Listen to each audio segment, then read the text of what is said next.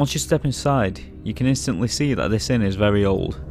The ceilings are low, and the walls and the frames are all crooked, as though the building itself is sinking into the ground on an angle. The building seems to hold its own mysteries. Example, in the year 2000 a bathroom was discovered, hidden behind a wall that was not on the building's plans dating back from the last 200 years. Situated in between medieval buildings known as the Shambles, one of the oldest streets in York, the Golden Fleece Inn has a free house pub on the ground floor with 4 guest rooms above, and the building dates back as far as 1503. The building seems to be squashed uncomfortably in between modern day shops, built into a medieval shell of the original buildings. Now, there are many spirits that are said to dwell in the Fleece, but the ghost talked about the most is the ghost of Lady Alice Peckett, who was the wife of John Peckett, who was the mayor of York and the owner of the pub in the 1700s. According to local history, Lady Alice Peckett loved her home and very seldom left it. In fact, it would seem even in death, Lady Alice Peckett still roams around the Golden Fleece Inn and has been seen on many occasions. It is said that she can be seen roaming the halls of the inn and climbing or descending the staircase in the early hours of the night. And she has also been known from time to time to move furniture around if she isn't happy with where it has been placed in what she still believes to be her home. But she's not the only ghost that haunts the pub.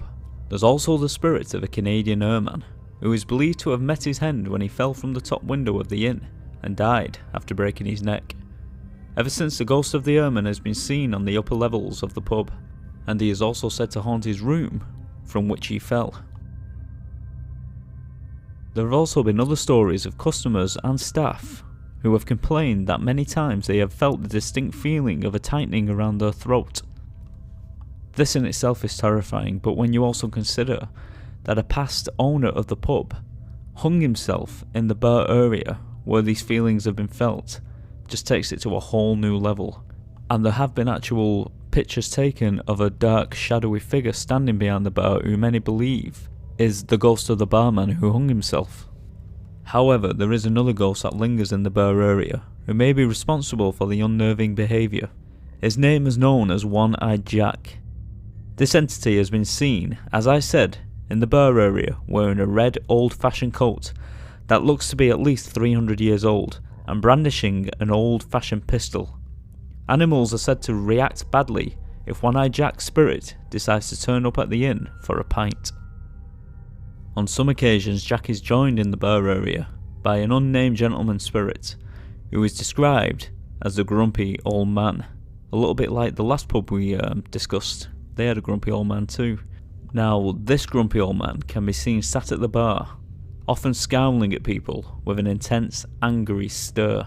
But if you approach the grumpy looking man, he will verbally attack you with undesirable words, then simply vanish before your eyes. But as he leaves, he also likes to leave behind a very unpleasant, dark, uneasy feeling. Now, just as the last pub we mentioned had a child haunting the building, it would also seem that the Golden Fleece Inn also has a young child haunting it. There are also stories of the ghost of a little boy who is frequently seen in the top bar area. And unfortunately, his story, as short as it is quite a tragic one. He is said to have been trampled by horses right outside the inn.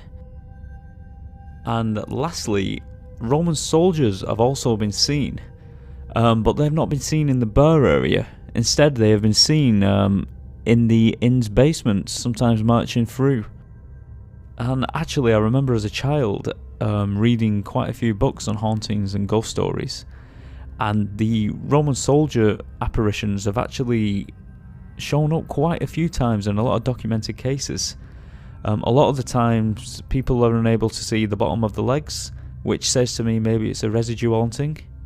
I mean that maybe it's a recording in time, as we mentioned before. Maybe somehow, maybe the stones or the bricks on the route of the Roman soldiers may have soaked up all this energy and created some kind of residual haunting, some kind of like a recording that replays itself from time to time. I don't know, this is just one of my theories. I don't know, what do you think? Let me know.